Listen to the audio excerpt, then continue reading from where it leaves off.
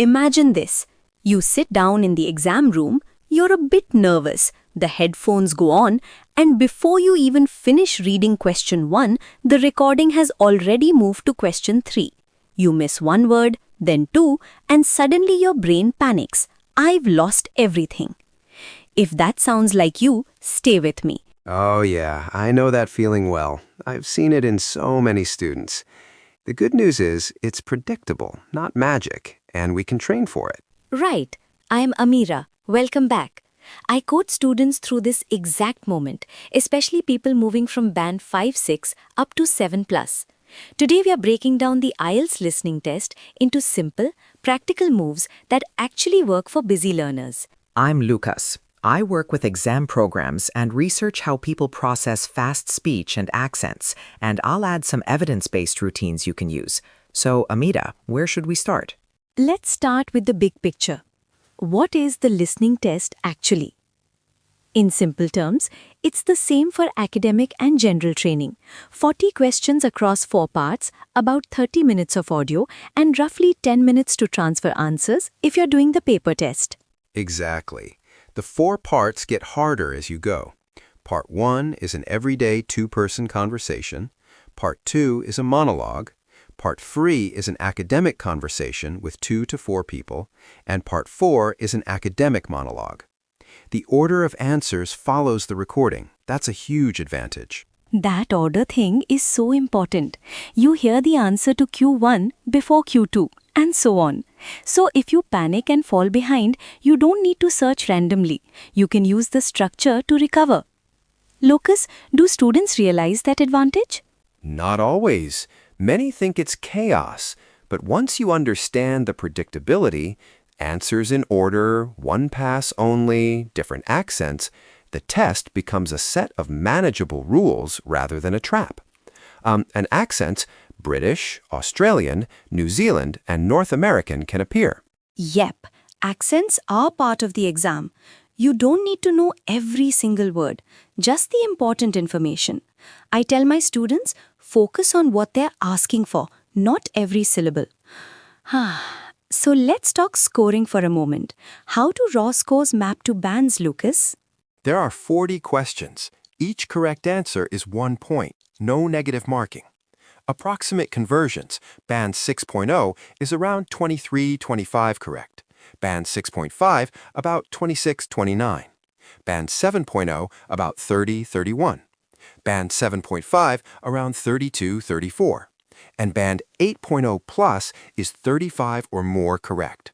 Those are approximate ranges, but they give you targets. So small changes matter. If you're at 20 correct now, roughly band 5.5, 5.5, adding 5 to 10 correct can push you into the 6-7 range. That's realistic with focused practice, not impossible. Lucas, how would you reassure someone who says, but my English isn't perfect? I'd say you don't need perfect English to get a good listening score. IELTS tests language plus exam skills. Many mistakes come from exam habit errors, word limits, not reading questions, panicking, not only vocabulary. So strategy can close a lot of the gap. Nice. Let's go through the common question types listeners will face and give a simple example for each. Multiple choice, matching, map/plan labeling, form/table/summary completion, and short answers. Lucas, can you walk us through multiple choice briefly? Sure. Multiple choice asks you to choose the correct option, sometimes more than one. It checks specific details or the main idea. A typical trap is an option that uses the same words as the recording, but with a different meaning, distractors. So listen for the idea, not just the keyword. Matching questions. You match people or places with opinions or features. They test your ability to track who says what. The trick is to follow the conversation and mark who speaks when you hear names or references. Short but crucial. Right. Plan or map labeling tests test directional language. Next to, opposite, at the end of the corridor. You need to picture the place while you listen. If you're not visual, practice drawing simple maps quickly during listening practice. Form or summary completion is very common. Remember the instruction? No more than 2 words and or a number. If it says 2 words and you write 3, you get 0 for that question. That's a test skill, not just listening. Lucas, give a quick tip for short answer items. Short answers tend to be names, numbers, places, times, the usual facts. Always check the question type. Is it asking for a number, a name, or a reason? Then obey the word limit and spelling rules. If someone spells a name in the audio, follow the letters carefully. Perfect. Now let's dig into typical student problems, the traps that keep repeating. I'll list them and then we'll expand on a few. Panic after missing one answer, translating everything in your head, not using the question paper correctly, spelling and grammar mistakes, not being ready for accents and speed, and always practicing with pauses and replays when the real test has none. Panic is probably the most destructive. Students hear one missing word, then their attention collapses and they miss the next 5. The recording keeps going, so training calm recovery is as important as practicing listening accuracy. Yes, my favorite line to say in class. You can recover from one missed question, you cannot recover from panic. People laugh, but it sticks. Lucas, what about translating everything? Why is that bad? Translating is slow. By the time you've converted a sentence into your native language and then back into English meaning, the audio has moved on. Train to understand the gist in English first. It's faster and sufficient for exam answers. And the question paper. Use it. Underline keywords, note word limits, look at what type of information is needed. I see students who don't even notice whether an answer needs a number or a reason. That's a fixable habit. Lucas, can you give a short list of the small exam rules that cost marks? Sure.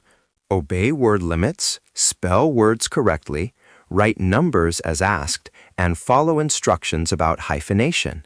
For example, hyphenated words count as one word. Those details cost marks even when you understood the audio. Great. Now let's move into practical strategies. The stuff listeners can actually do this week. I'll start with strategy 1. Always read the questions before the audio starts. You get about 30 seconds, use it actively. Underline keywords like names, dates, locations, and verbs. Lucas, why does that help? Because you prime your attention. Your brain knows what to listen for: price, reason, time.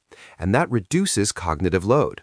Instead of chasing every word, you cherry-pick the relevant bits. It's simple and powerful.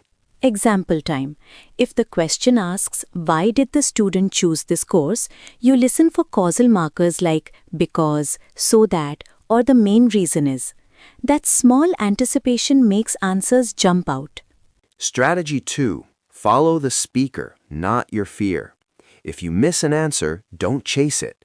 Move on to the next question. Answers come in order.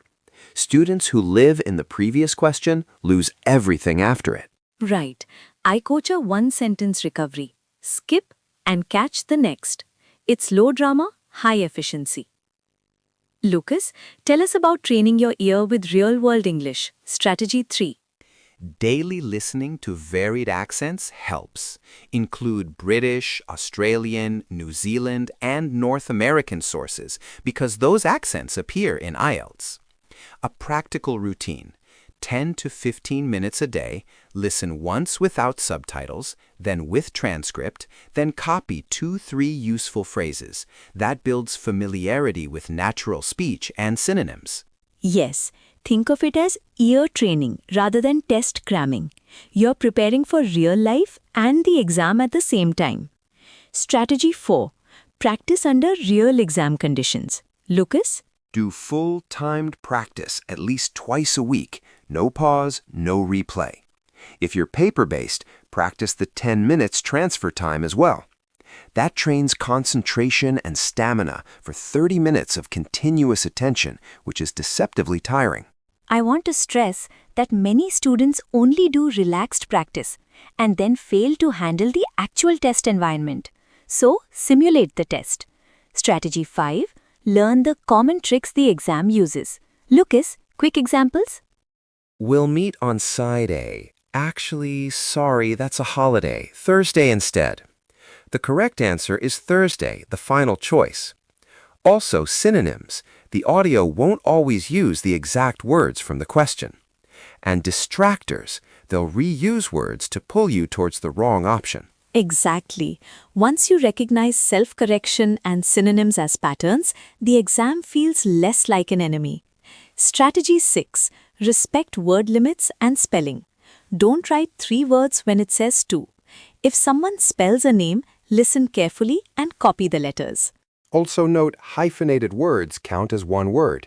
Small details like this are rules that many overlook. Obeying them is an easy way to protect marks you've earned with listening. Okay, now a practical weekly study plan listeners can copy. It's short. Daily 10 to 15 minutes of varied listening. 3 times a week do one listening section, parts 1 to 4, with active question reading and review. Once a week do a full 40-minute test under exam conditions. Lucas, how long before people see improvement? If you follow that plan for 4 to 6 weeks, you'll likely build measurable improvements. You're not just hoping for a better score, you're creating a system that leads to improvement because you target both ear training and exam skills. Let's add small practice scripts and micro routines. For example, before the audio starts, read the next 3 questions, underline keywords, predict the answer type, and whisper to yourself, price, reason, name, whatever it is. Do that even in the first 30 seconds of the recording. Another micro routine, if you hear a number or name, slow your pen down and think spelling or number format. If they spell a name, stop and write it. These tiny pauses are worth more than frantic trying to catch every word. Let's talk about common mistakes in more detail. 2 or 3 of them. First, panic after one miss. Second, translating everything. Third, studying with replays only. Lucas, expand on replay practice. When students always replay during study, they get used to second chances. The test gives no second chance. So schedule 1 listen practice blocks, no pause, no replay, at least twice a week. That conditions your attention and your note-taking speed. On translating, many students come from strong bilingual backgrounds and they immediately translate. It's natural, but it slows you. Train your processing in English. Catch the gist, then if you need details, refine them in English. It's faster. Panic management. Practice calming sentences you say to yourself in the test, like, okay, go to Q9, and actually do it. Rehearse recovery in mock tests so it becomes automatic when you're under pressure. All right, interlude, a quick trivia. Did you know the listening test uses 4 different accents commonly? British, Australian, New Zealand, and North American. It's built into the exam to reflect global English, not to trick you. Interesting. That's why varied listening matters. If you only listen to one accent, the others will feel foreign, even if your English is fine. So diversify. Let's role play a bit. I'll be the student reading the questions. Why did the student choose the course? I underline why, predict a reason. Lucas, narrate how the audio might sound and what you'd catch. Okay, the audio might say, the main advantage is that it's close to the university, so I can save time and travel costs. You'd hear advantage and close to the university and write proximity or a reason, like close to university, depending on word limit. You'd catch the causal link. Nice. Quick interruption, Lucas. Sometimes students panic because they hear a name and think it's an answer, but it's just a reference. How do we handle that? You train to listen for the final decision or the context. Is someone giving a choice or listing options? If it's a reference, the recording will move to a clearer signal for the answer. Wait for the decisive phrase. Sure, wow. Now, a few exam day tips. Arrive early, check equipment in the test room, and during the listening exam, use your 30 seconds per part wisely. Lucas, any last-minute rituals you recommend? Breathe. That sounds cliché, but deep breaths calm attention. Also, skim questions actively in the pre-audio time. And if you miss something, say quietly to yourself, next, and move on. Practice that line beforehand. Okay, listener question segment. Imagine a listener asks, Amira, I always lose marks for spelling. How do I fix that? Short answer, slow down when you hear proper nouns or tricky words.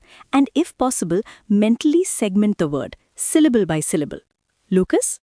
Also, practice common problem words in advance, months, numbers, place names, and typical vocabulary for university lectures. If a word is unknown, write what you hear carefully rather than guessing wildly. Another listener asks, should I practice with transcripts or without? My advice? Both. First without, train the ear. Then with transcript, check what you missed and notice synonyms and paraphrase. Lucas? Exactly. Listening once without transcript mimics the test. Listening again with transcript turns mistakes into learning moments. Copy 2-3 useful phrases from the transcript to build your phrase bank. Let's mention a few common traps again very quickly. Self-correction, synonyms, and distractors. If you hear a quick self-correction, trust final utterances. If the audio uses different words than the question, look for the idea match. Distractors will often repeat a key word but not the final meaning. A short example of a distractor. Audio says, I used to take the bus, but now I prefer cycling. If the question asks how he travels now, the correct answer is cycling, not bus, even though bus appears. Train to hear the final state. Let's do a quick practice instruction for listeners to use after this episode. Step 1. Pick a 10-15 minute audio with a mix of accents. Step 2. Listen once without transcript, underlining the 3 most important details you heard. Step 3. Listen again with transcript, compare, and write one correction you'll remember. And at step 4, do one timed section 2 this week. Read questions first, underline keywords, listen once, then review mistakes. That one practice is often more effective than 3 unfocused listens. We should address time management during the transfer period for paper tests. Use the 10 minutes to copy answers neatly, check spelling and word limits. Don't use that time to re-listen in your head to find answers. Just check format and clarity. Yes, the transfer time is for transcription and correction. If you've practiced transfer time, you'll avoid silly mistakes like extra words or misspellings. Practice that exact 10-minute window. Okay, we've covered a lot. Structure, scoring, question types, common traps, 6 practical strategies, a study plan, and exam day tips. Before we wrap, Lucas, one more big encouragement for listeners who feel stuck. I'll say this, strategy and repetition beat panic. You don't need perfect English to improve. Follow a realistic routine for 4 to 6 weeks and you'll see the change. Think of this as skill building, not a one-time miracle. I agree. Next time you sit down and the headphones go on, I want you to think, I know this game. I know the rules. Let's do it. Quick closing checklist for listeners. Read questions first, underline keywords, obey word limits, practice with one listen, and respect accents. Lucas? And add, simulate exam conditions regularly. Train recovery from a missed question, and diversify your listening sources across accents. Small habits make big differences. All right, final call to action. Try one real practice test this week using these strategies and notice what changes.